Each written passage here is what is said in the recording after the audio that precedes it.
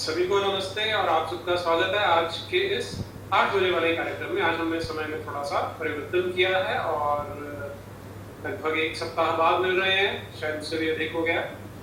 तो आप सभी का स्वागत है। और आज हम इससे पहले की चर्चा आरंभ करें, आप जो कर्मकांड करते हैं शेयर लाइक सब्सक्राइब तो कर ही दीजिए। और सब तरह से जो एक कॉन्फ्रेंस की बात चल रही है जिसमें ये कहा जा रहा है कि जो विश्व भर से हमने हिंदुत्व का उन्मूलन करना है, तो इस काम को करने के लिए कुछ वेस्ट के पश्चिम के सो कॉल्ड स्कॉलर्स हैं जिन्होंने आपस में जुड़ना डिसाइड किया है। हालांकि इनिशियली एक इमेज ऐसी क्रिएट की जा रही थी, हम ऐसा फैलाया जा रहा था कि यूनिवर्सिटीज मिलके काम कर रही है, तो उससे थोड़ी सी वो एक क्रेडिबिलिटी मिल जाती है कि एकेडमिक डिस्कशन है। पर अब बहुत सारी यूनिवर्सिटीज ने पूरे डिसओन कर दिया है, इस तरह से धीरे धीरे एजेंडा सामने आने लगा है। तो आज जो हमारे साथ जुड़ेंगे भरत गुप्त जी, आप उनसे भली भांति परिचित हैं, बहुत सीनियर व्यक्ति हैं जिन्होंने यूनिवर्सिटी में एज अ प्रोफेसर काम किया है। और ये जो हम आज देख रहे हैं उसे उन्होंने बहुत पहले से और बहुत करीब से देखा है। तो आज हम उन्हीं से थोड़ा सा जानने का प्रयास करेंगे कि इसका आखिर वो इस वजह से चाहते क्या हैं और क्यों इसमें सफल नहीं होंगे। तो इस छोटी सी भूमिका के साथ हम जुड़ते हैं भरत गुप्त जी के साथ। नमस्ते भरत जी, स्वागत है आपका। नमस्कार आपको नीरज जी, नमस्कार आपके जितने भी श्रोता और देखने वाले लोग हैं सबको प्रणाम करता हूँ। आज एक बहुत ही आवश्यक और महत्वपूर्ण विषय आपने रखा है। कुछ लोग कह देंगे कि भाई ऐसी क्या बात है, ये तो पश्चिम में विश्वविद्यालयों में कुछ लोग बैठे हुए एक कॉन्फ्रेंस कर रहे हैं, तो भला इससे हमारे हिंदू धर्म को, हिंदू संस्कृति को, भारतवर्ष को, भारत की सरकार को क्या खतरा है, उनको कुछ कह ही दीजिए। तो ये प्रश्न है जिसका उत्तर देना आज बहुत आवश्यक है। जब मतलब इसमें मैं एक चीज और जोड़ना चाहता हूँ। जी जी, इसमें जुमला और जोड़ा जाता है जी कि हम तो लाखों वर्ष से चले आ रहे हैं, तो इस तरह की चीजों से हमें कोई फर्क नहीं पड़ता। बिल्कुल कि हमारी सभ्यता इतनी कमजोर नहीं है कि इतने से हिल जाए। हाँ, तो मैं ये कहना चाहूँगा कि ये एक प्रकार की मानसिक शिथिलता है ऐसा सोचना। ऐसा नहीं होता है। हम हजारों वर्ष से इसलिए चले आ रहे हैं कि हम सजग हैं और हम अपने अहित करने वाले लोगों को पहचानते हैं और उनका इलाज भी करना हमने सीखा है और हम करते आए हैं। बहुत सा ऐसा समय गुजरा हम नहीं कर पाए, लेकिन हम ऐसा करते आए हैं और अब भी हमको करना चाहिए। तो पहले तो ये देखा जाए कि ये कॉन्फ्रेंस जिसका नाम है डिसमेंटलिंग ग्लोबल हिंदुत्व, तो 3 शब्द हैं यहाँ। डिसमेंटलिंग जिसका अर्थ होता है हिंदी में जिसको हम कहेंगे उन्मूलन, यानी जड़ से उखाड़ फेंकना। डिसमेंटलिंग का मतलब यही होता है कि किसी एक भवन को तोड़ देना, हटा देना, किसी स्ट्रक्चर को खोल के बिल्कुल बर्बाद कर देना। तो क्या बर्बाद करना चाहते हैं ये? ग्लोबल हिंदुत्व। केवल भारत का हिंदुत्व नहीं, सारे विश्व में जो हिंदुत्व फैल गया है उसको ये बिल्कुल ही समूल नष्ट कर देना चाहते हैं। तो अब देखिए कि यहाँ 2 बातें हैं जो बड़ी वैसे देखा जाए तो हास्यास्पद हैं। एक तो इन्होंने कहा कि हिंदुत्व ग्लोबल है, तो ये तो बहुत अच्छी खबर है हिंदुओं के लिए कि भाई हम ग्लोबल हैं, हो गए हैं और हमसे नफरत करने वाले लोग हमको ग्लोबल मानते हैं। तो ये तो अच्छी बात है कि हिंदुओं को एक प्रमाण पत्र मिल गया कि वो ग्लोबल है। और दूसरी बात ये कि यहाँ हिंदू धर्म या हिंदुइज्म या हिंदू परंपरा या सनातन धर्म नहीं कहा गया है, हिंदुत्व कहा गया है। और ये सब जानते हैं कि उनका अर्थ इससे क्या है। उनका अर्थ है कि हम भैया हिंदुओं को कुछ नहीं कह रहे, हिंदू तो बड़े अच्छे होते हैं, हिंदू तो सबकी बात मान लेते हैं, वो तो सब चलता है वाला कल्चर है। आप उनके मंदिर में जाकर नमाज भी पढ़ दो, जैसा कि पिछले दिनों में कुछ प्रयास हुए मथुरा वगैरह में, तो कोई नहीं, वो मान लेते हैं, उसको ज्यादा वो शोर नहीं मचाते। तो वो तो इतने सहिष्णु हैं कि उनको कहीं उठा दो, कहीं रख दो, कहीं पटक दो, कहीं लुढ़का दो, तो वो कभी कुछ नहीं कहेंगे और सब कुछ सह लेंगे। वो तो हिंदू है। और फिर अगर ये हिंदू है तो फिर हिंदुत्व क्या है उनकी दृष्टि में। हमारी दृष्टि में, हम हिंदुओं की दृष्टि में नहीं, उनकी दृष्टि में जो इस कॉन्फ्रेंस को, जो इस सम्मेलन को कर रहे हैं, वो तो उनके लिए तो हिंदुत्व बड़ा स्पष्ट है। उनके लिए हिंदुत्व है हिंदू नेशनलिज्म। अंग्रेजी का जो शब्द है नेशनलिज्म और हिंदू नेशनलिज्म। अब प्रश्न ये उठता है, भाई नेशनलिज्म क्या कोई बड़ी खतरनाक, बहुत बुरी, बड़ी खूंखार चीज होती है?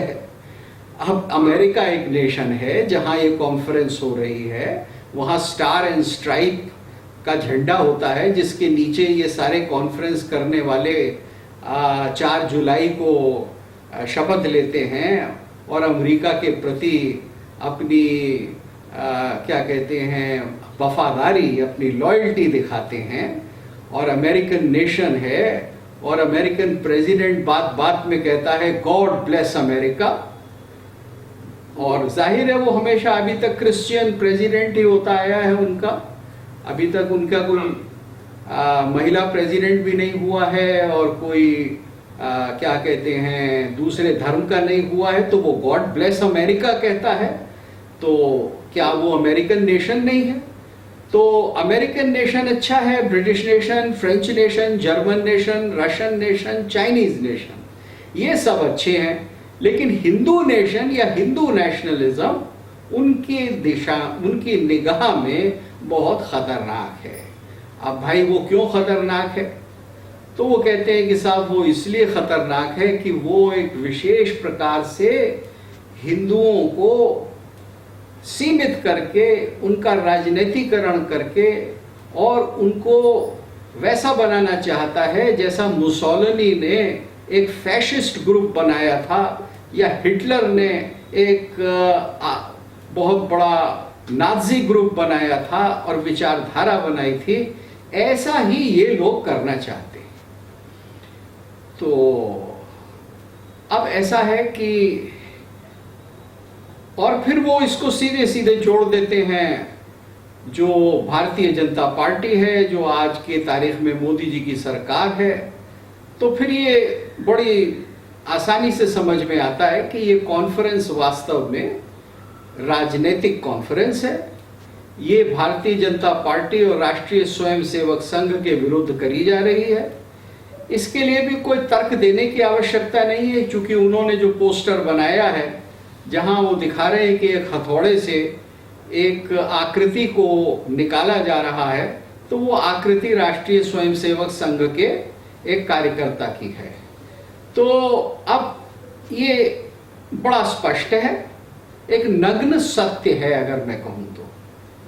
अब मेरा यहाँ एक बड़ा सीधा सा प्रश्न है, और ये प्रश्न आप एक मास्टर जी का प्रश्न समझ लीजिए। भाई मैं मास्टर जी रहा हूं जीवन भर, अब भी हूं,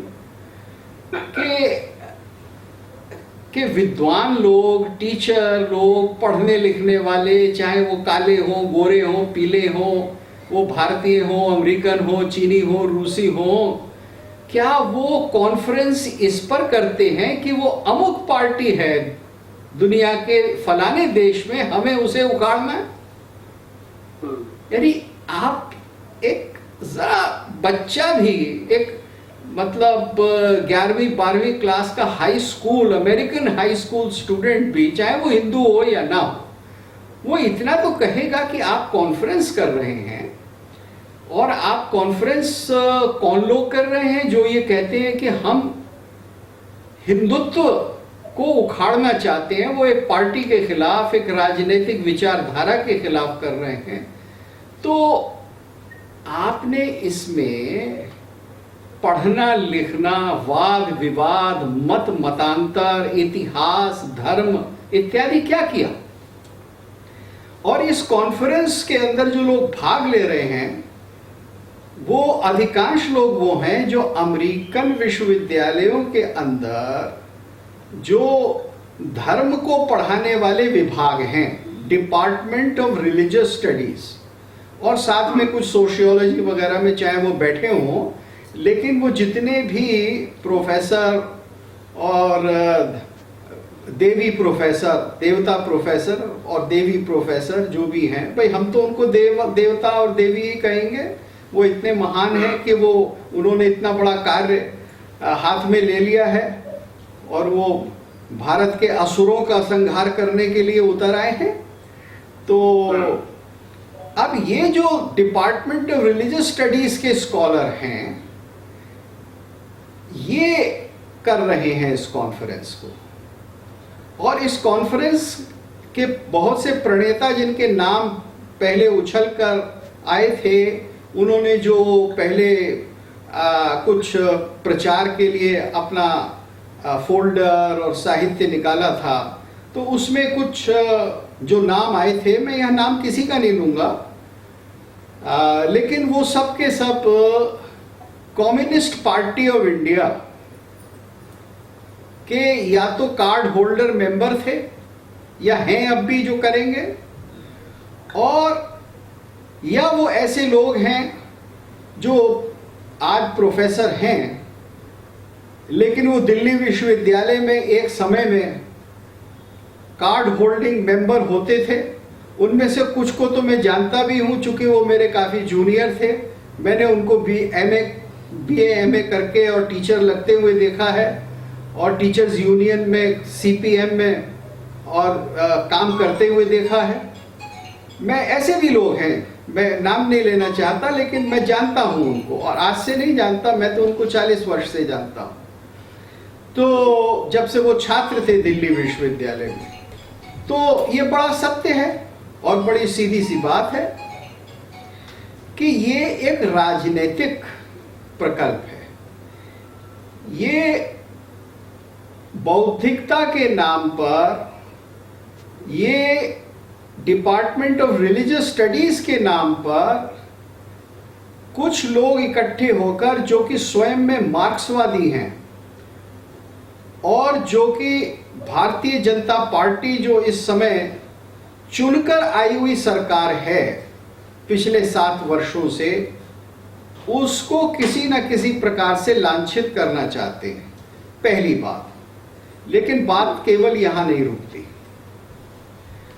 बात तो बहुत गहरी है और बहुत लंबी है। ये जो लोग हैं जो हमको दिखाई दे रहे हैं और जो ये काम करने वाले लोग हैं, ये मुखौटे हैं, ये कठपुतलियां हैं, और इन कठपुतलियों की जो तंत्रियां हैं, इनकी जो धागे हैं, वो कहीं बहुत ऊंचे कुछ लोगों के हाथ में हैं, और वो लोग हैं जो कि वास्तव में हिंदू धर्म के द्वेषी हैं।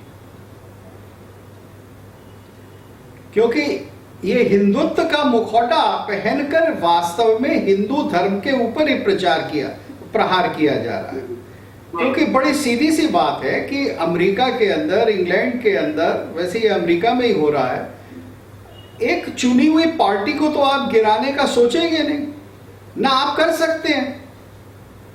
ये तो वैसी ही बात है जैसे एक बार मणिशंकर अय्यर पाकिस्तान गए थे और वहां पाकिस्तानियों से बोले कि भैया मोदी जी को हटाने में हमारी मदद करो, तो पाकिस्तानियों ने कहा वो तो आप ही हटाएंगे।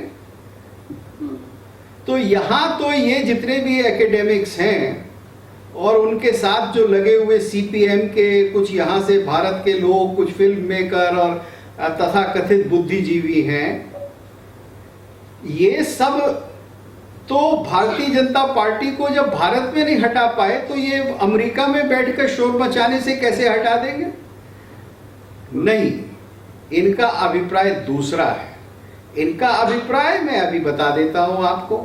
इनका अभिप्राय जो अमेरिका के अंदर, कनाडा के अंदर, यूरोप के अंदर, मुख्यतः अमेरिका के अंदर जो हिंदू रहते हैं उनको लांछित करना, प्रताड़ित करना, और किस प्रकार करना, और ये षड्यंत्र में आगे इनको क्या करना है वो भी मैं आपको नीरज जी बताता हूं जी। लेकिन उससे पहले मैं एक बात और कह दूं जो कि वाकई बड़ी हास्यास्पद है और जो सच है, जिसके ऊपर कोई क्या कहते हैं, दो राय नहीं हो सकती, फैक्चुअल बात बता रहा हूं। जैसे कभी भी जो कि प्रतिष्ठित विद्वान होते हैं, किसी धर्म के, किसी विषय के, किसी साहित्य के, दर्शन के, किसी भी एक गहरे विद्या के विद्वान होते हैं, वो एक राजनीतिक पार्टी के विरोध में एक सम्मेलन नहीं करते। तो ये लोग जो हैं, जो कर रहे हैं, ये तो विद्वान क्या, ये तो अधकचरे हैं, ये तो एकेडमिक भी नहीं है। इनमें से किसी को संस्कृत नहीं आती, इनमें से किसी को भारतीय भाषाएं नहीं आती, इनमें से किसी के प्रमाणिक ग्रंथ भारतीय भाषाओं में नहीं है, केवल अंग्रेजी के अंदर हैं। और इनमें से बहुत से ऐसे हैं जिनका संबंध अंग्रेजी डिपार्टमेंट से रहा है, और जो पिछले 25-30 वर्षों में कुछ वहाँ विचारधाराएं चली हैं, पोस्ट कॉलोनियलिज्म या क्रिटिकल थ्योरी या पोस्ट क्रिटिकल थ्योरी, इस तरह की जो विचारधाराएं चली हैं जो स्वयं में बहुत ही विघटनकारी हैं।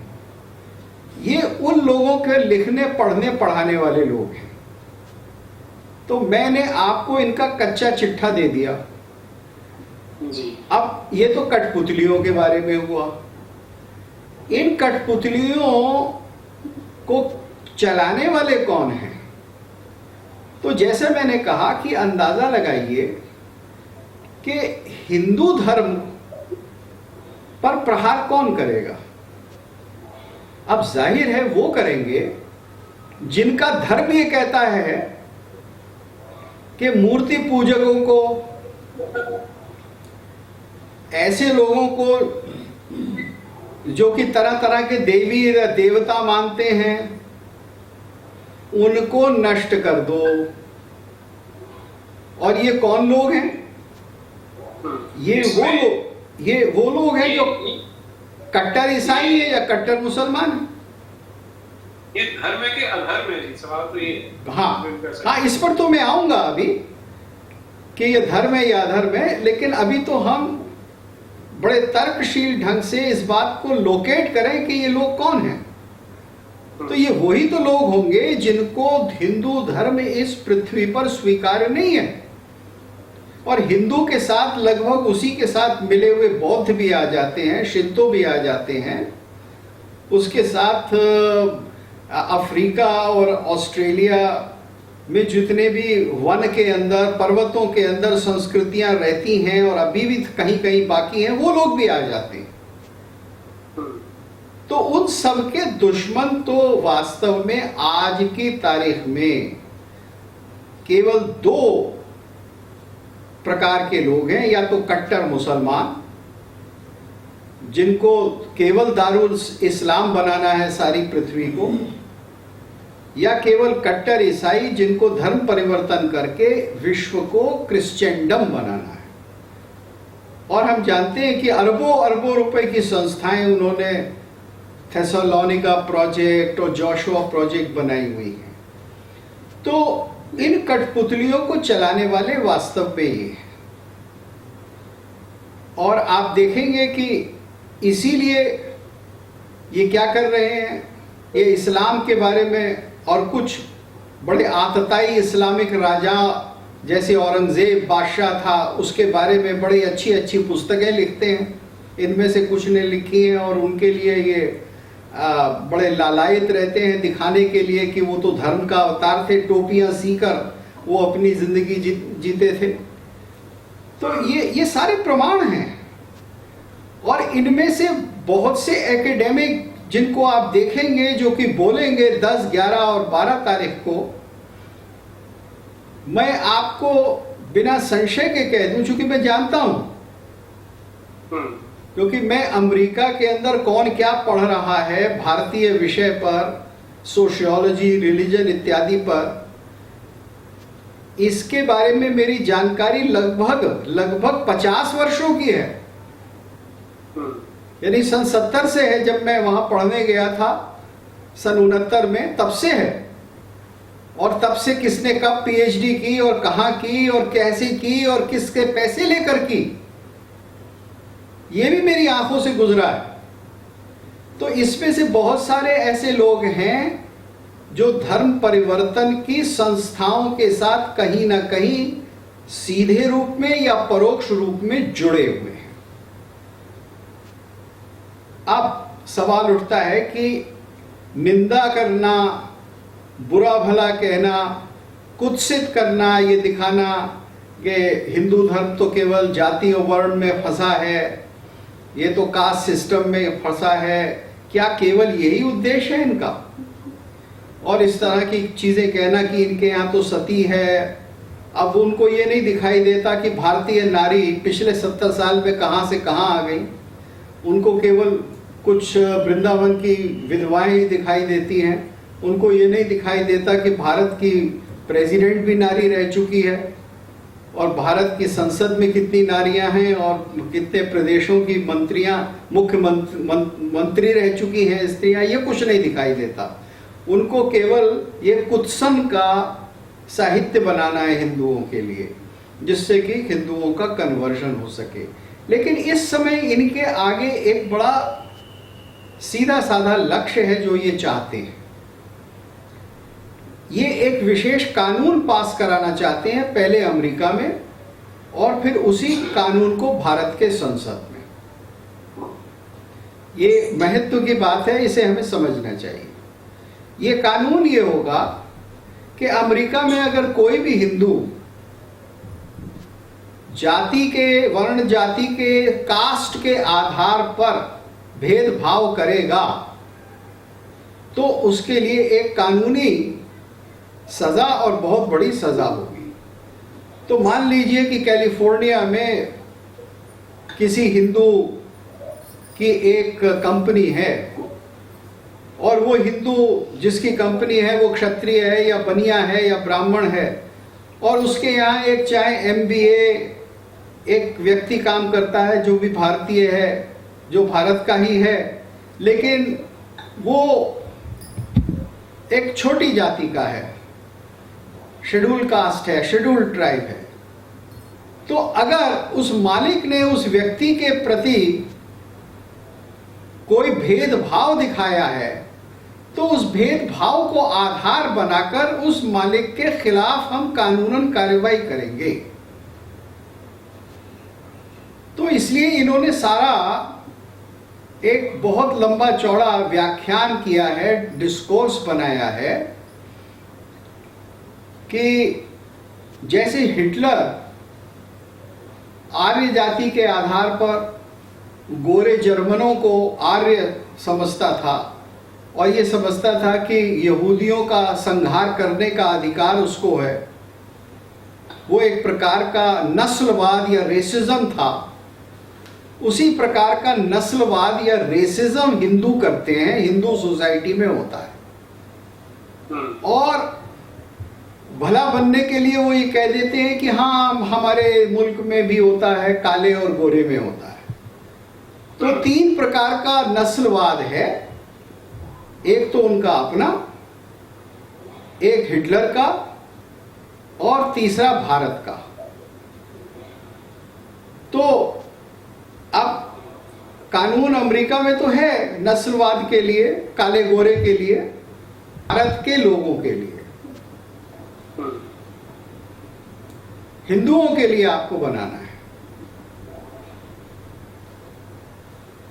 तो वो कानून बनाना चाहते हैं।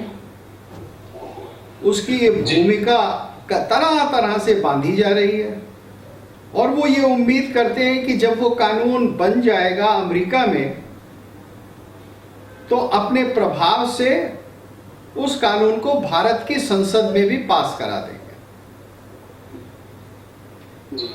यानी यद्यपि हमारे यहाँ इस प्रकार के कानून हैं कि हम भेदभाव नहीं कर सकते, लेकिन वो लोग इस तरह के कानून, हमारे कानूनों से संतुष्ट नहीं है और वो चाहते हैं कि एक बहुत ही भयंकर किस्म का कानून बने जिसमें विशेषकर सवर्ण हिंदुओं के लिए बहुत कठिनाई उत्पन्न हो, भय उनके अंदर व्याप्त हो और वो फिर ये सोचें कि भाई ऐसी हालत में रहने से अच्छा है कि ईसाई ही बन जाओ।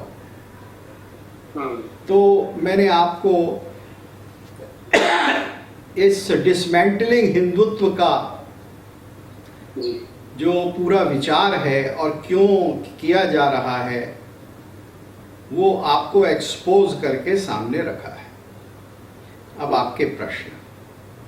जी, ये जो आपने बात बोली बहुत इम्पोर्टेंट है कि इस तरह की जब ये एक्सरसाइज की जाती है, इस तरह की जो शैम कॉन्फ्रेंसेस की जाती है, उनको फिर आपको बहुत आगे तक लेके जाते हैं। एक पेपर लिखेंगे, फिर एक दूसरे को कोट करेगा, दूसरा तीसरे को कोट करेगा। इसे समझने के लिए एक कहने को तो एक चुटकुला है, लेकिन वो बड़ी सीरियस बात बताता है कि एक छोटी सी कंपनी थी जिसमें एक सीईओ था और उसने 3 एम्प्लॉय रखे हुए थे। तो जैसे कुछ स्लो डाउन आया, उसे लगा कि अब 3 एम्प्लॉय तो मैं नहीं रख सकता, मुझे कम से कम किसी एक को निकालना पड़ेगा। तो उसने तीनों को सामने बिठाया, कहता भाई this is the situation of the company and I have to lay 1 person on. तो किसे करें? तो उनमें से एक अफ्रीकन था, बोला मुझे तुमने किया तो मैं तो डाल दूंगा कि रेशियल डिस्क्रिमिनेशन किया है, फिर तुम्हें सीओ करूंगा और तुम्हारा जीवन तो तबाह हो जाए। एक लेडी थी, उसने कहा मुझे करोगे तो मैं जेंडर डिस्क्रिमिनेशन का डालूंगा। तीसरा बेचारा एक सीधा साधा गोरा था, तो थोड़ा सा सोचने लगा, फिर बोला आई थिंक आई एम गे।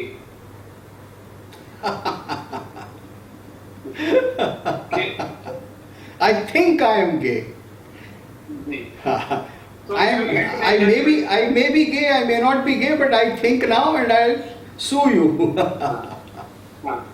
तो एग्जैक्टली वही स्थिति। और अब देखिए किसी भी बिजनेस के लिए कितनी सीरियस सिचुएशन हो सकती है कि आपको कोई भी किसी भी कारण से ब्लैकमेल कर सकता है। हाँ, आपके ऊपर गलत एलिगेशन लगा सकता है। तो ये जो आपने बात की, ये हमें समझना पड़ेगा कि इसके बड़े फार रीचिंग कॉन्सिक्वेंसेस हो सकते हैं ही, और उन्हीं लोगों के द्वारा ये चलाया जा रहा है। अगर आप इस पूरे जमघट में जो लोग हिस्सा ले रहे हैं उनके इतिहास को देखें और उनकी मनी ट्रेल को देखें कि कहाँ कहाँ से जीवन में उनको सहायताएं मिली हैं, कौन सी उन लोगों ने ग्रांट्स ली हैं, किन किन संस्थाओं से, कैसे कैसे वो भारत आकर पढ़कर लिखकर गए हैं, जिसमें भारत के और विदेश के सब लोग शामिल हैं। तो आपको ये चीज, और फिर उन्होंने क्या लिखा है और उनकी हर पुस्तक से क्या ध्वनि निकलती है, तो आपको जो बात मैं कह रहा हूं वो स्पष्ट रूप में मिल जाएगी। अच्छा, एक ये बताइए, जैसे आज हम बात कर रहे हैं कि एक कॉन्फ्रेंस होगी जी, तो आपका तो इतना सारा अनुभव है जी, तो आपने कब से देखा है कि ट्रेंड कब से है एकेडमिया में? हाँ, देखिए ये ट्रेंड एकेडमिया में इसके 2 हिस्से हैं। ये जिसको हम कहते हैं भारत के धर्मों का अध्ययन,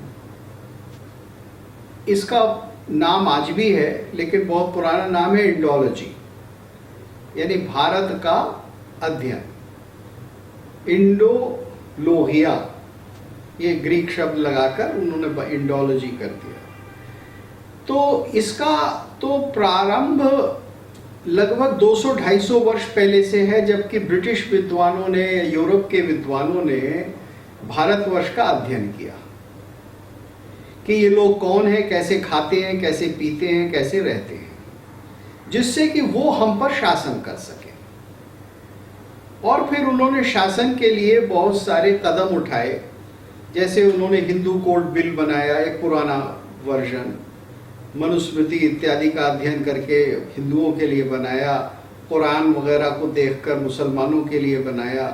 तो इस सब काम करने के लिए तो उपनिवेशवादियों का ये अध्ययन था इंडोलॉजी का। लेकिन ये अध्ययन बदला जबकि उपनिवेश आजाद हो गए। जब तक उपनिवेश उनके कब्जे में थे तब एक प्रकार का अध्ययन होता था। तब ये कहा जाता था, देखो हम गोरे लोग हैं, वी आर वाइट पीपल, हम ज्ञान आपको ला रहे हैं और हमारा व्हाइट मैन्स बर्डन है, जिसको व्हाइट मैन्स बर्डन, कि व्हाइट मैन के ऊपर ईश्वर का दिया हुआ ये भार है कि तुम काले पीले लोगों का उद्धार करो। तो व्हाइट मैन्स बर्डन का डॉक्ट्रिन था इंडोलॉजी के पीछे। लेकिन जब उपनिवेश आजाद होने लगे या हो गए, तब ये हुआ कि अब इनका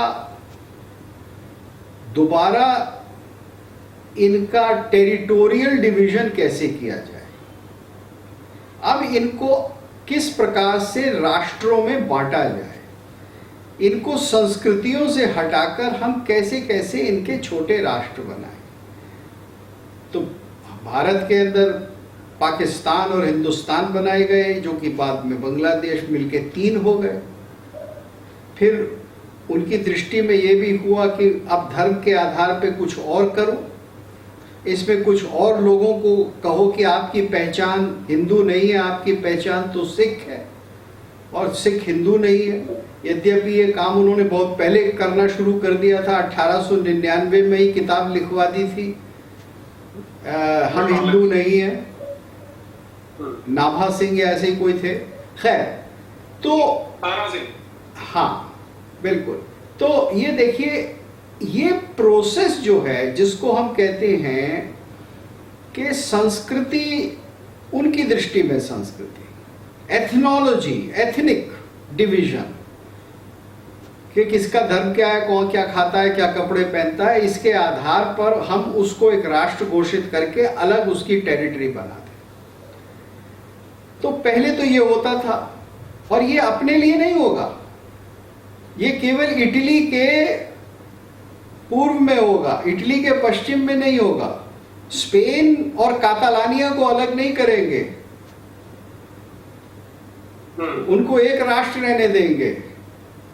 कनाडा के अंदर क्यूबेक को फ्रेंच संस्कृति के आधार पर अलग राष्ट्र नहीं बनने देंगे, स्कॉटलैंड को अलग नहीं होने देंगे इंग्लैंड से, लेकिन पाकिस्तान हिंदुस्तान बना देंगे, ग्रीस और क्या कहते हैं टर्की बना देंगे,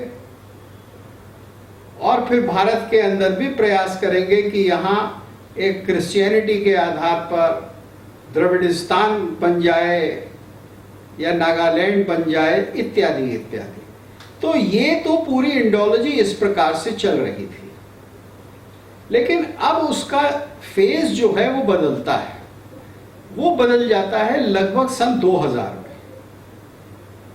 2000 में इस तरह से बदलता है कि जिसको हम कल्चरल मार्क्सिज्म कहते हैं, ये धीरे धीरे अमेरिका में प्रबल होने लगता है, और अमेरिका के अंदर कैपिटलिस्ट थिंकिंग भी डाउन हो जाती है, चाइना का उभार होता है, मार्क्सिज्म, कल्चरल मार्क्सिज्म बढ़ता है, और कल्चरल मार्क्सिज्म का इस्लाम के साथ एक चोली दामन का साथ बनने लगता है। क्योंकि आप देखेंगे कि इस कॉन्फ्रेंस के लोगों को हिंदू तो खतरनाक लग रहा है, लेकिन तालिबान बड़ा प्यारा लग रहा होगा, तभी तो उसका नाम नहीं ले रहे। तभी तो डिसमेंटलिंग तालिबान नाम की कोई कॉन्फ्रेंस नहीं हो रही मार्क्सवादियों के द्वारा या डिपार्टमेंट ऑफ रिलीजन के लोगों के द्वारा अमेरिका में। तो ये तो इसी से साबित होता है ना कि आस्थाएं कहाँ हैं और गुटबंदी कहाँ है, बड़ा स्पष्ट है। और हिंदू को इसलिए टारगेट किया जा रहा है कि जो भारत की इस समय एक राष्ट्रीय एकता है और भारत संस्कृति के आधार पर कई हजार साल से एक देश रहा है, यानी इसको पुण्य स्थल की पुण्य भूमि मानता रहा है, इसको मातृभूमि पितृभूमि मानता रहा है, इसको एक बहुत बड़ा सांस्कृतिक विस्तार मानता रहा है। और वो हमारे अति प्राचीन ग्रंथों में है। और भारत ये भी मानता है कि आप कैसे ही दर्शन को मानने वाले हो, आस्तिक हो, नास्तिक हो, बौद्ध हो, जैन हो, कहीं मंदिर में पूजा करते हो न करते हो, पहाड़ की चोटी पे बैठकर ध्यान लगाते हो, गुफा कंदरा कुछ भी करते हैं, लेकिन आप सब स्वीकार्य हैं चूंकि आप पुनर्जन्म मानते हैं, आप कर्मवाद मानते हैं, आप किसी ऊंचे लक्ष्य को मानते हैं, परमार्थ को मानते हैं कि जीवन में खाना पीना ही लक्ष्य नहीं है, बहुत बड़ा ऊपर भी लक्ष्य है। आप दिव्य को मानते हैं, आप अवतार को मानते हैं। तो ये जो एक भारत की सांस्कृतिक दार्शनिक एकता है उसको वो समझ नहीं पाते और समझते हुए भी उसको खंडित करने के लिए दार्शनिक रूप में वो चाहते हैं कि किसी न किसी प्रकार से ईसाईयत का प्रचार हो, इस्लाम का प्रचार हो। और उसके अंदर मार्क्सवादी आज पूरी तरह से शामिल हैं, क्योंकि मार्क्सवादियों का अपना गढ़ समाप्त हो चुका है। रूस में वो समाप्त है, चीन में वो समाप्त है। चीन तो एक कैपिटलिस्ट देश है आज। तो वो कहाँ व्याप्त हैं?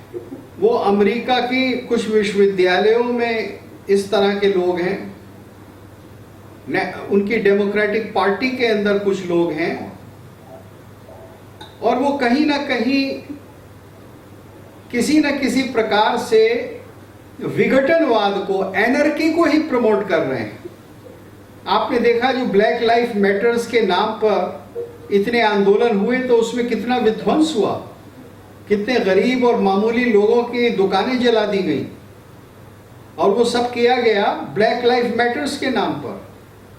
कितना संघार किया गया, कितना विप्लव किया गया, और उसी मॉडल को वो जगह जगह प्रमोट करना चाहते हैं।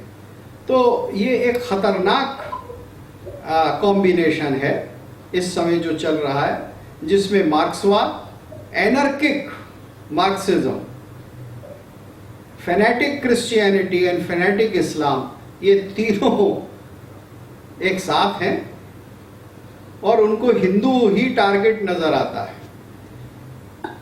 क्योंकि देखिए, हिंदू ने तो सिद्ध कर दिया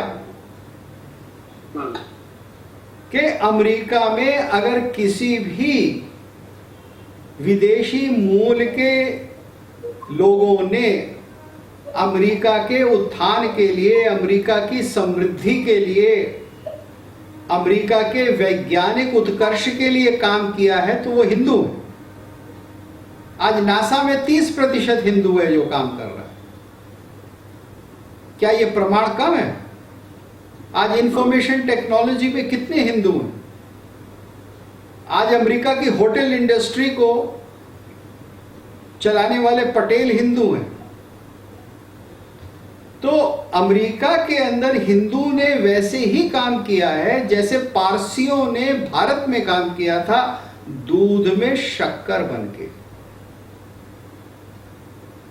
और उनका प्रभुत्व उससे है, और उनका प्रभुत्व उनके दर्शन से है। उनका जो दर्शन है संभाव का,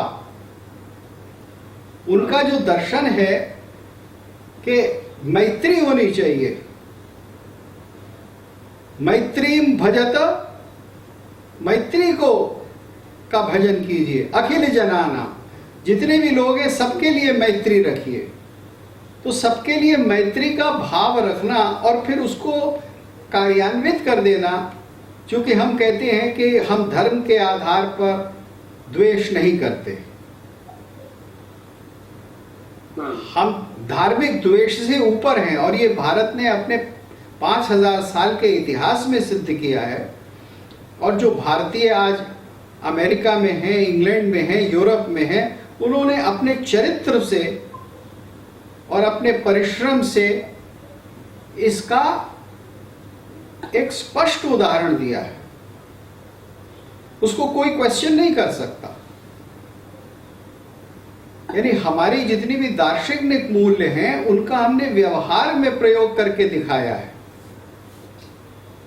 और हम अमेरिका में जाके ये नहीं कहते कि यहाँ 2000 साल पुराना जो मनुस्मृति के अंदर आचरण और कानून दिया था, हिंदू कानून, वो लो दे दो, जबकि मुसलमान जाते हैं और वो कहते हैं कि शरिया लॉ लगाओ। जहां भी उनकी एक गणना युक्त आबादी हो जाती है, वो शरिया लॉ मांगते हैं। तो ये जो मार्क्सिस्ट की नीति है, रणनीति है, जिसमें आज वो ये सोचते हैं कि वो पीपल ऑफ द बुक को इकट्ठा कर लेंगे, अहले किताब को इकट्ठा कर लेंगे, यानी यहूदी, ईसाई और मुसलमान को। तो उसमें यहूदी तो इनका साथ नहीं दे रहे, क्योंकि यहूदी अमेरिका के अंदर बहुत अच्छी तरह से संगठित हैं और वो एक होकर अपने हित के बारे में सोचते हैं, जैसा कि हिंदुओं को भी करना चाहिए। अमेरिका में अपने हित के लिए एक होकर, इकट्ठे होकर, डेमोक्रेट और रिपब्लिकन ना होकर, हिंदू होकर उनको अपने हित के बारे में सोचना चाहिए। और वो हित जो है, हिंदू हित जो होगा, वो दूसरों के लिए भी होगा, क्योंकि हिंदू का धर्म जो सनातन धर्म है वो केवल भारत के लिए नहीं होता, वो विश्व के लिए होता है, जैसा श्री अरविंद ने अपनी उत्तरपाड़ा स्पीच में स्पष्ट रूप में कहा। तो इस चीज को हम समझेंगे तो ये कॉन्फ्रेंस हमारी समझ में आएगी। और अभी इस तरह की बहुत सारी कॉन्फ्रेंस जो ये लोग करेंगे ही, वो भी हमको समझ में आएंगे और उन सबके प्रत्युत्तर हमको देने चाहिए। उसके प्रत्युत्तर की प्रक्रिया को हम बहुत जोर शोर से प्रारंभ करें और उसके अंदर भारत सरकार सहयोगी हो। ये देखिए, मैं भारत सरकार कह रहा हूं, मैं बीजेपी सरकार या राष्ट्रीय स्वयंसेवक संघ की सरकार नहीं कह रहा हूं, क्योंकि मैं यह भारत हित की बात कर रहा हूं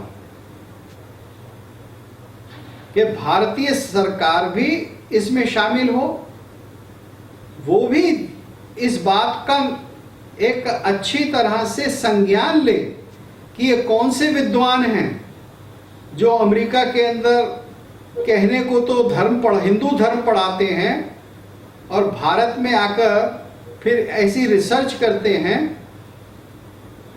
जो कि अमेरिका के अंदर हिंदू बच्चों को उनके धर्म से ही अलग करना चाहती है। मतलब मैं आपको 10-12 नाम तो ऐसे ही गिना दूं, लेकिन मैं जानबूझकर वो नाम नहीं ले रहा हूं, क्योंकि उसका लाभ नहीं है।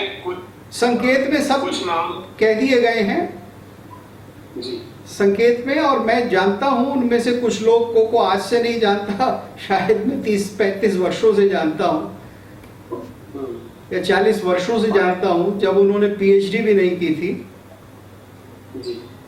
जी। और कुछ लोग इसमें ऐसे हैं जिन्होंने, जो एकेडमिक्स नहीं है, कोई फिल्में बनाने वाला, डॉक्यूमेंट्री बनाने वाला है, कोई जर्नलिस्ट है जी, और अगर आप इनको ट्रैक करना शुरू करें तो आप पाएंगे कि जब तो अफसर गुरु को फांसी लग गई थी, हाँ जी, तभी उसको बचाने की पिटीशन साइन कर रहे होते। बिल्कुल। जब वो भोगी शुरू हुई थी भगवा टेरर की, तभी ऑनलाइन पिटीशन तैयार करते हैं कि जी हिंदू आतंकवादी होता है, और अगर जैसा आपने बिल्कुल ठीक कहा कि इनकी जो फंडिंग की ट्रेल अगर ट्रैक की जाएगी ना, तो वो सारी सीआईए के जो फंड्स हैं, फोर्ड फाउंडेशन है या मैक है, वहां से निकल के आएगी। बिल्कुल आएगी। तो ये सरकार, हमारी सरकार ही काम कर सकती है, इनको करना भी चाहिए। अरे ये सरकार के पास ऑलरेडी ये चीजें एक प्रकार से रिकॉर्ड में हैं, केवल उनको इकट्ठा करना है और कुछ अनुभवी लोगों से कुछ थोड़ी सी राय लेनी है कि इस काम को कैसे संगठित रूप में किया जाए। और ऐसे एक नहीं अनेक लोग हैं अनुभवी, मेरे से कहीं अधिक अनुभवी लोग हैं, जानकार लोग हैं, जो कि इसकी राय दे सकते हैं। और भारत सरकार को ये इसलिए करना चाहिए कि भारत सरकार इस काम में अभी तक फेल रही है।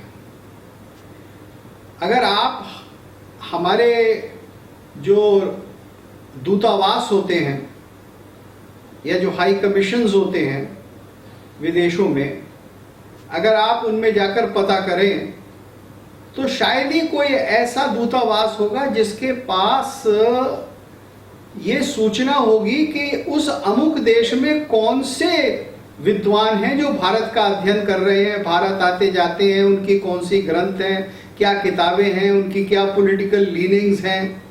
इसकी सूची मेरे ख्याल से तो किसी भी भारतीय दूतावास में नहीं होती।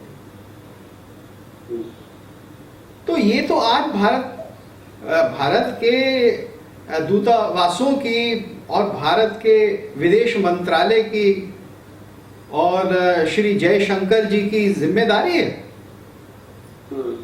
कि इस प्रकार का पूरा संज्ञान वो लें।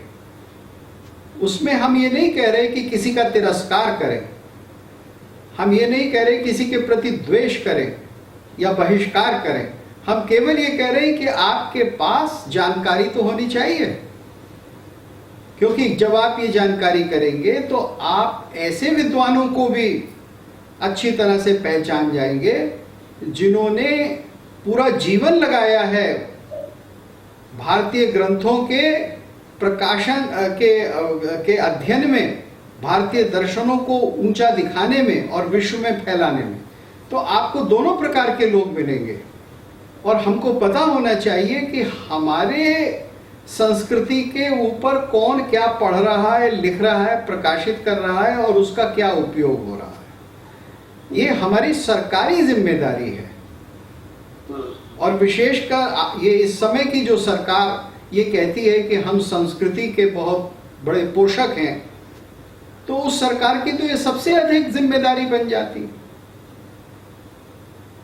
हाँ ठीक है, मैं यूपी होती तो हम सोच लेते हैं कि भाई वो तो उनका तो काम ही है, बिल्कुल तो सरकारी तंत्र इनको प्रोवाइड कर देते हैं। नहीं, उसके लिए तो संस्थाएं बनी हुई हैं, Indian council for cultural relations बनी हुई है, उसके लिए हमारी साहित्य अकेडमी, संगीत नाटक academy, Indira Gandhi national centre for arts, ये बहुत सारी संस्थाएं बनी हुई है हमारी। और मुझको ये कहते हुए हर्ष नहीं है कि शायद इस काम में हमारी संस्थाएं जो हैं वो बहुत पिछड़ी हुई हैं, जबकि विदेश की दूसरी ताकतें जो हैं वो इस काम को बखूबी करती हैं। यानी ये अक्सर होता है, कुछ ऐसे भी राष्ट्र हैं जो अपने उस विद्वान को जिसने एक संस्कृति विशेष का अध्ययन किया है 25-30 साल, उसका विशेषज्ञ, वो उसको राजदूत बनाकर भेजते हैं उस देश में। तो जब कुछ लोग ऐसा करते हैं, कुछ राष्ट्र ऐसा कर रहे हैं कि उन्होंने अपने एक भारत के अध्येता को भारत के अंदर या तो राजदूत बना दिया या एक सांस्कृतिक केंद्र का निदेशक बना दिया, तो भारत क्यों नहीं कर सकता? भारत तो अपने नेहरू सेंटर में ऐसे व्यक्ति को भेजता है कि या तो वो केवल इंडियन फॉरेन सर्विस का होता है या बस उसको एक अच्छी पोस्टिंग देनी है कुछ, जिससे वो 4-5 साल में 40-50 हज़ार डॉलर बचा कर ले आए। क्षोभ होता है ऐसा कहते हुए, लेकिन सच्चाई यही है। जी। प्रश्न है जी निरंजन शर्मा जी, भरत गुप्त महोदय कब तक संकेत में बात करेंगे? आप खुल के प्रतिघात कीजिए। देखिए, अगर बात संकेत में ही पूरी हो जाती है और तीर निशाने पे लग जाता है, तो क्या आवश्यकता है कि तू मैं उतरा जाए? क्योंकि जब आप नाम किसी का लेते हैं तो फिर वो व्यक्ति कहता है मेरे ऊपर आघात हुआ, मैं ऐसा नहीं हूं, वैसा नहीं हूं, तो हम विषय से भटक जाते हैं। लेकिन जो मैंने कहा है वो सत्य है, उसको प्रमाणित करने की आवश्यकता नहीं है। मैंने आपको तर्क के द्वारा ही प्रमाणित कर दिया। और मैं इसमें एक ऐड कर देता हूँ, एक आधा तो हमारी आस्तीन के शाम की सीरीज में आपको दिख जाएगा जो मैंने बनाई थी। बिल्कुल बिल्कुल। गोपाल राष्ट्रवादी जी है, क्या हम हिंदू के लिए कोई ऐसा लिस्ट बना सकते हैं जिसकी वजह से हिंदू अपने आप पर गर्व कर सके?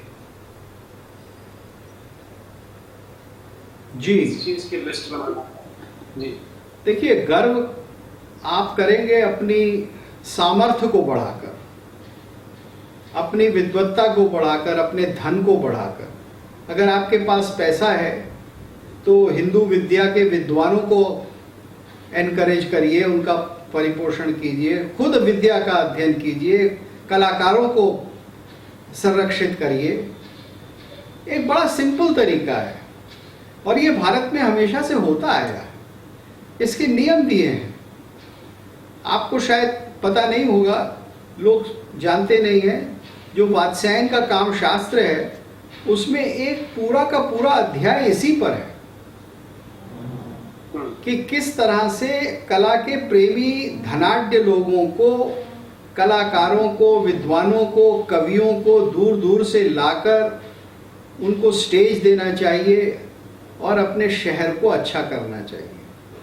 तो आज जब ज़रूरत है कि हम अपने विद्वानों को विदेश में भेजकर और अपने देश का परचम ऊंचा करें, तो आप जैसे भी कर सकते हैं, जहां भी सहायता कर सकते हैं वहां कीजिए। इसके पीछे कोई रॉकेट साइंस नहीं है, बहुत स्पष्ट बात है।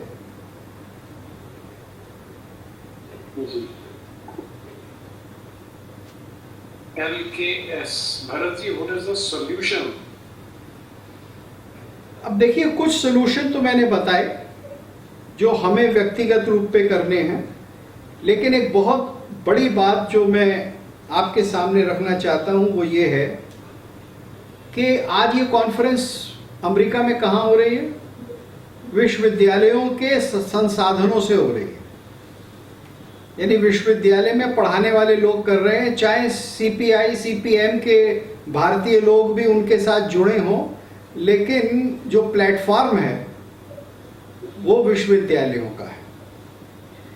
तो अमेरिकी विश्वविद्यालयों में भारतीय विषय, इंडोलॉजी, भारतीय धर्म पढ़ाए जाते हैं और भारतीय विश्वविद्यालयों में आप कुछ नहीं पढ़ाते।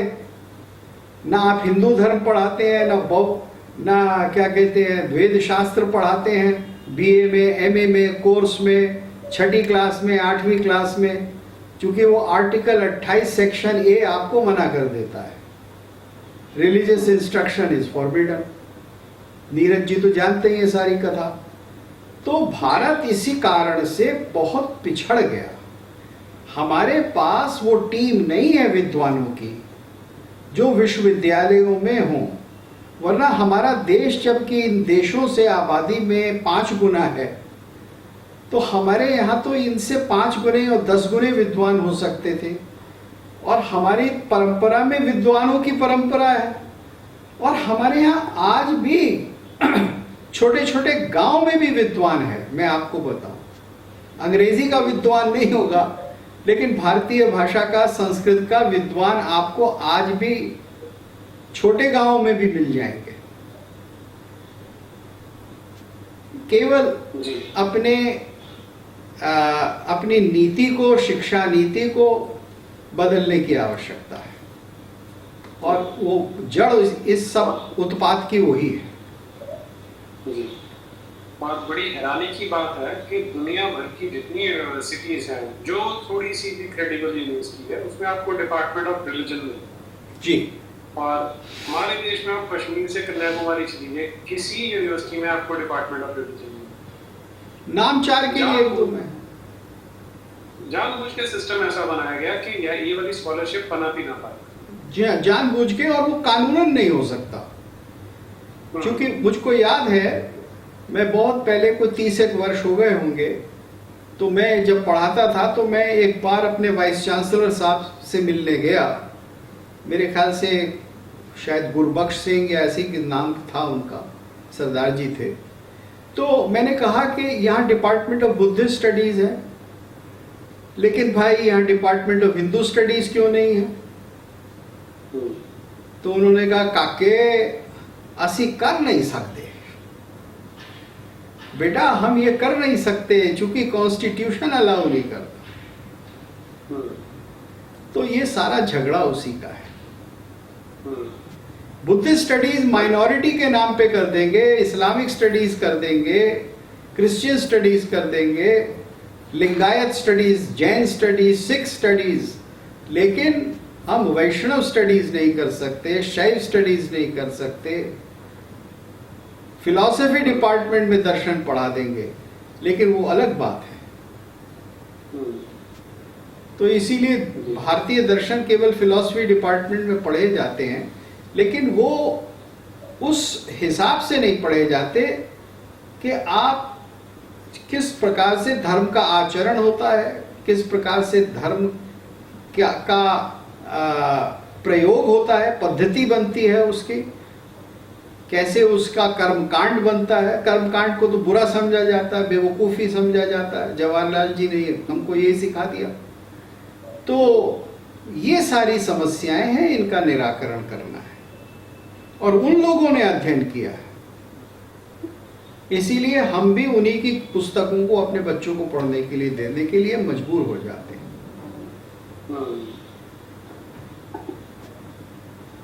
सच नगर सर, हमारी गवर्नमेंट इतनी बुद्धू क्यों है, इर्रिस्पेक्टिव ऑफ पार्टी? हाँ, ये देखिए, उपनिवेशवाद के असर से हम बाहर नहीं आ पाए। इसमें कोई दो राय नहीं कि उपनिवेशवाद से पीछा छुड़ाने में समय बहुत लगता है, लेकिन अब समय बहुत हो भी चुका है। अब तो भैया 70 वर्ष हो गए।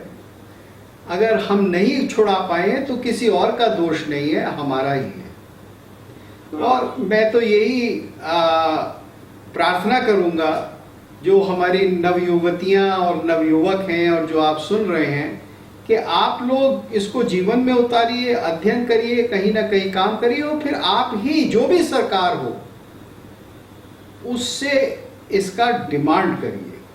बस स्पष्ट रूप से कहिए कि ये होना चाहिए, नहीं तो वोट नहीं मिलेगा। बस बात खत्म हो जाती। ठीक है, ये जब हम कलेक्टिव डिमांड करेंगे, we'll put our foot down, जी, तो लोग मानेंगे। बस। जॉनी, यस पापा, अच्छा, मैं इतने दिनों बाद इसलिए भी मैं कहीं गया हुआ था, वहां पर मुझे नेट कनेक्टिविटी नहीं मिली, तो इसलिए नहीं कर पाया। अदरवाइज कोई प्रॉब्लम नहीं थी, एवरीथिंग इज फाइन, सब कुछ ठीक ठाक है। जतिन जाखड़ जी, आचार्य अग्निव्रत को बुलाइए सर, बहुत रिक्वेस्ट है। जी जतिन जी, करते हैं, उनसे बात करते हैं, उन्हें बुलाते हैं।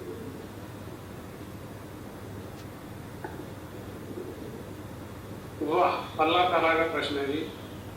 70 साल तो कांग्रेस के हुए, अभी मोदी जी का उपनिवेश भी थे। हाँ, बस ठीक है।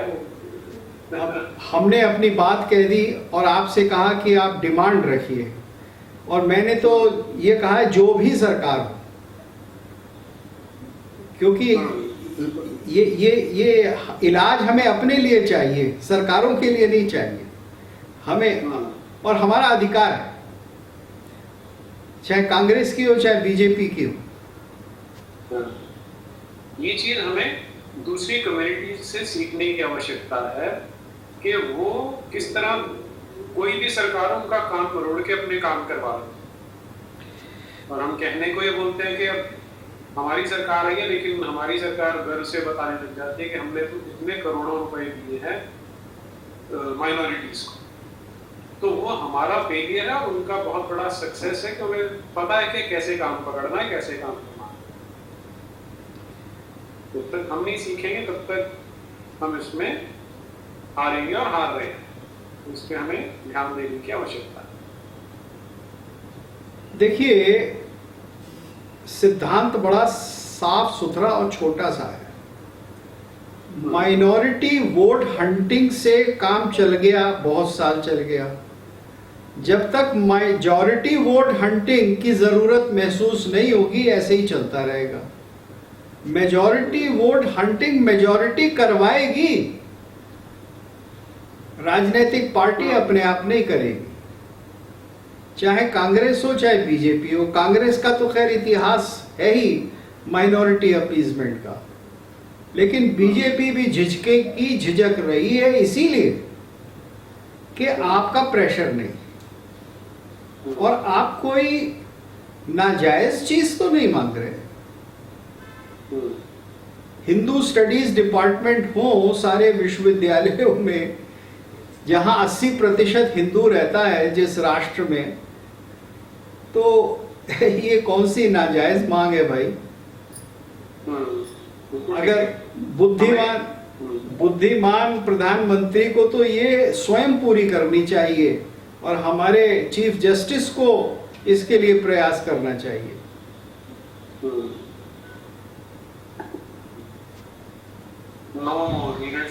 केबीटी टीम एक सनातन समीक्षा। अच्छा, कुशवाहा बॉयज टीम, हाँ जी बुलाने वाले हैं जी। संभवतः अगले सप्ताह में आएंगे।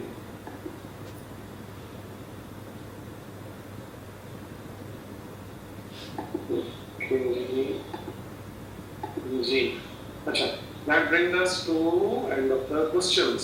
ठीक है जी। तो सभी दर्शकों की ओर से भरतगुप्त जी बहुत बहुत धन्यवाद। बहुत बहुत धन्यवाद टॉपिक का जी आपको, नीरज जी, और ये दर्शकों को भी। और मेरा आग्रह है कि आप जो बातें मैंने रखी हैं इनको जरा ध्यान से सुने, क्योंकि ये अमेरिका में नहीं हो रही है केवल, इसका टारगेट हम हैं भारत में। ये प्रयास है कि वे कानून वहां बनवाकर फिर उसको यहाँ के संसद में लाया जाए। और ये जितनी सेक्युलर पार्टीज हैं ये इंतजार में है कि वो वहां हो जाए तो इसको वो यहाँ करें, ये मान लीजिए। इसे हमें सीरियसली लेना चाहिए जी, लेंगे भी, और हमें अपने क्या कहते हैं चक्षु हर समय खुले रखने की आवश्यकता है। बिल्कुल जी। तो इसी के साथ भरतगुप्त जी बहुत बहुत आभार, फिर जुड़ेंगे आपके साथ। जी। भारत माता की जय, वंदे मातरम। जय जय भारत।